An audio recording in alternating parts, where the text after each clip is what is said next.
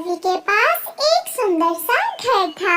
एक बेटा था और जिंदगी गुजारने की हर चीज उनके पास थी। नहीं थी तो केवल उनके पास खुशी नहीं थी।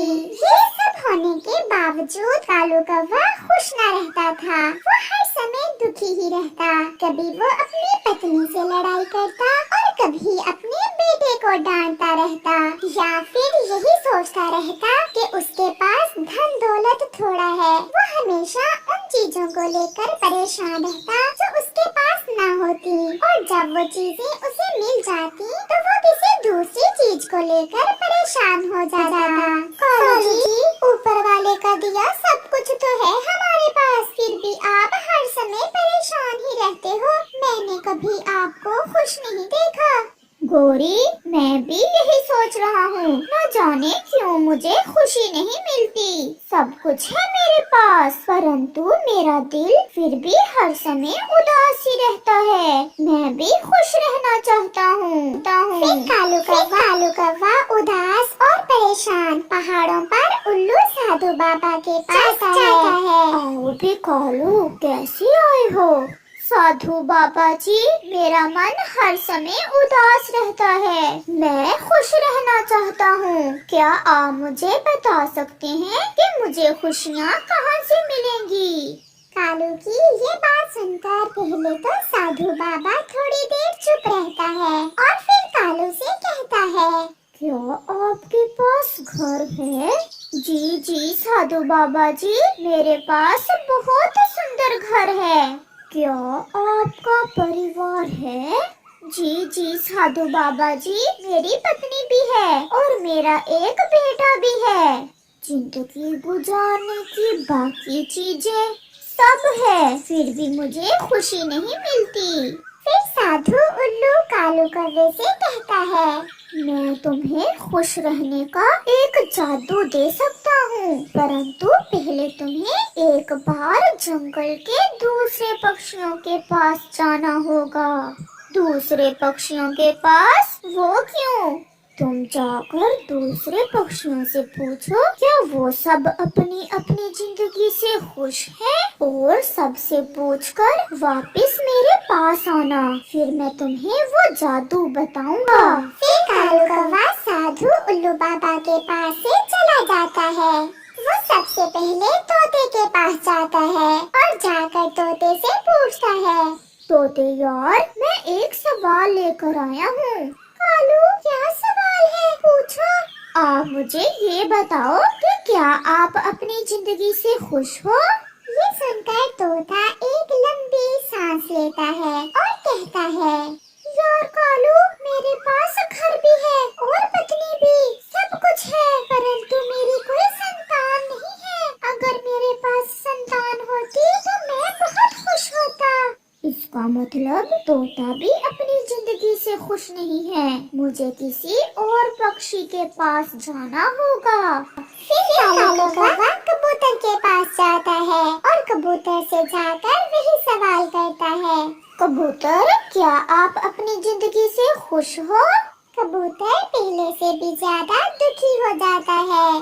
कबूतर यार, बताओ, मैं जानना चाहता हूँ। दोस्त, बात ये है कि मेरे पास सब कुछ है, घर है, परिवार है, परंतु मेरी पत्नी बहुत बीमार है। अगर मेरी पत्नी स्वस्थ होती तो फिर मैं बहुत खुश होता। कबूतर की ये बात सोचकर कालू दिल ही दिल में सोचता है, मेरी तो पत्नी भी स्वस्थ है, मैं और मेरा बेटा भी। चलो किसी और के पास जाता हूँ। ये कबूतर भी मेरी तरह ही दुखी है। वो फिर से उड़ता है और चिड़िया के पास जाता है। चिड़िया, मैं खुशियों को ढूंढने निकला हूँ और साधु उल्लू बाबा ने मुझे सब पक्षियों के पास जाने का कहा है। आप बताओ कि क्या आप अपनी जिंदगी से खुश हो? मैं अपनी जिंदगी खुशियों से गुजार रही थी। मेरे पास घर है, मेरा बेटा है, परंतु जब से मेरा पति मरा है मुझे कुछ भी अच्छा नहीं लगता, इसलिए मैं हर समय दुखी ही रहती हूँ। अभी तक कालू को कोई भी पक्षी ऐसा न मिला था जो अपनी जिंदगी से पूरी तरह खुश हो, और ना ही कोई ऐसा पक्षी मिला था जिसके पास वो सब कुछ पूछो जो कालू कौवे के पास है। उड़ते उड़ते कालू कौवा बुलबुल के पास जाता है। ये बुलबुल तो अपनी जिंदगी से जरूर खुश होगी। मैं इससे पूछता हूँ, बुलबुल बहन, क्या आप अपनी जिंदगी से खुश हो? कालू, कभी कोई गरीब भी खुश रह सकता है। मेरे पास तो घर है और ना ही परिवार। मैं अकेले ही एक पेड़ पर रहती हूँ। भला मुझे खुशियाँ कहाँ से मिलेंगी? कोई अकेला कैसे खुश रह सकता है? शाम होने को थी और कालू ये सोचकर वापस होता है कि इस जंगल में तो कोई भी खुश नहीं है। वो कौन सा अकेला है जो खुश नहीं रहता? फिर वो वापस साधु उल्लू बाबा के पास आता है। क्या आप गए थे सब पक्षियों के पास? साधु उल्लू जी, मैं सबके पास गया, परंतु मुझे कोई भी पक्षी अपनी जिंदगी से खुश नहीं मिला। क्या उनके पास वो सब कुछ था जो तुम्हारे पास है? नहीं उल्लू जी, मेरे पास तो सब कुछ है। चिड़िया का पति नहीं है, तोते की संतान नहीं है और कबूतर की पत्नी स्वस्थ नहीं है। बुलबुल के पास तो घर भी नहीं है। तो फिर पूरे जंगल में एक तुम हो जिसके पास सब कुछ है और तुम फिर भी खुश नहीं हो।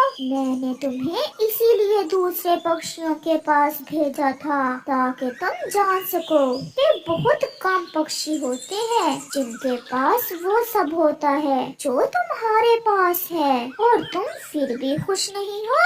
इससे बढ़कर तुम क्या चाहते हो? क्या तुम चाहते हो कि तुम्हारा घर ना हो? नहीं नहीं उल्लू जी, क्या तुम चाहते हो तुम्हारा परिवार ना हो? नहीं, मुझे अपने परिवार से बहुत प्यार है। तो फिर यही वो खुशियाँ हैं जिन्हें तुम ढूंढ रहे हो और यही वो जादू है जिससे खुशियाँ मिलती हैं। फिर कालू साधु उल्लू बाबा की बात समझता है कि उसने उसे दूसरे पक्षियों के पास क्यों भेजा था और वो सोचता है कि उसके पास तो वो सब कुछ है जो दूसरे किसी भी पक्षी के पास नहीं है और वो ये सोचकर बहुत खुश होता है। उसे खुश रहने का जादू मिल गया था। खुशी खुशी अपने घर लौट जाता है और अपने घर परिवार से पहले से ज्यादा प्यार करता है और अपनी जिंदगी खुशियों से गुजारता है। प्यारे दोस्तों, अगर आप भी अपनी जिंदगी से खुश नहीं हैं, तो दूसरों को देखो जिनके पास वो सब कुछ नहीं है जो आपके पास है। विश्वास करें, एक नजर डालने से आपको जिंदगी की असल खुशी मिल जाएगी।